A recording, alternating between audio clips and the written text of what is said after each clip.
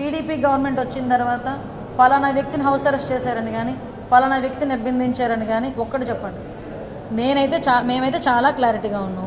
ఇంతకు ముందు మళ్ళీ జగన్మోహన్ రెడ్డి గారు శంకుస్థాపనకు వస్తున్నారంటే నా ఇంటి ముందు 10 పోలీసులు, పల్లా శ్రీనివాస్ గారి ఇంటి ముందు 10 మంది పోలీసులు, మమ్మల్ని బయటికి రాకుండా మా ఇంటి ముందు కుర్చీలు వేసుకొని 2 కానిస్టేబుల్. ఈ కల్చర్ పోయిందండి.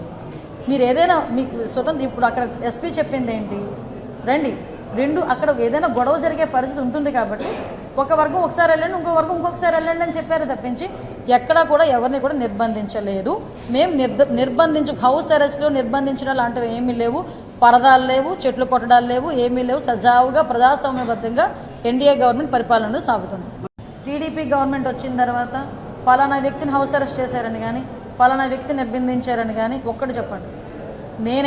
మేమైతే చాలా క్లారిటీగా ఉన్నాం. ఇంతకు ముందు మళ్ళీ జగన్మోహన్ రెడ్డి గారు శంకుస్థాపనకు వస్తున్నారంటే నా ఇంటి ముందు 10 పోలీసులు, పల్లా శ్రీనివాస్ గారి ఇంటి ముందు 10 మంది పోలీసులు, మమ్మల్ని బయటికి రాకుండా మా ఇంటి ముందు కుర్చీలు వేసుకొని 2 కానిస్టేబుల్. ఈ కల్చర్ పోయిందండి. మీరు ఏదైనా మీకు స్వతంత్ర ఇప్పుడు అక్కడ ఎస్పీ చెప్పింది ఏంటి, రండి అక్కడ ఏదైనా గొడవ జరిగే పరిస్థితి ఉంటుంది కాబట్టి ఒక వర్గం ఒకసారి వెళ్ళండి, ఇంకో వర్గం ఇంకొకసారి వెళ్ళండి అని చెప్పారు తప్పించి ఎక్కడా కూడా ఎవరిని కూడా నిర్బంధించలేదు.